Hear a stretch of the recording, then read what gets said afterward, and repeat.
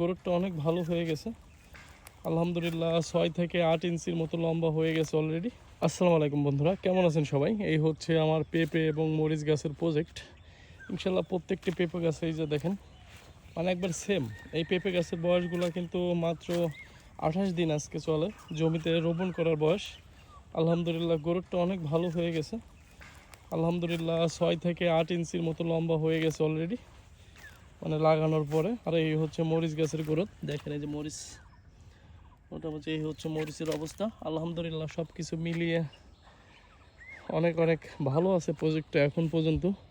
আমি সর্বোচ্চ চেষ্টা করে যাচ্ছি যেন আমার এই জমিটা ভালো থাকে বা ভালো কিছু করতে পারি।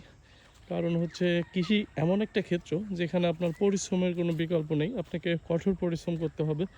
আপনি যদি কঠোর পরিশ্রম করতে পারেন আর হচ্ছে নিয়মিত কীটনাশক বা যে সময় যে পরিচর্যা প্রয়োজন ওটা যদি ঠিকমতো দিতে পারেন, তাহলে আপনি কৃষিতে এসে লাভবান হতে পারবেন। তাছাড়া আপনি এখানে আসলে কৃষিতে আসলে আপনি লাভবান হতে পারবেন না।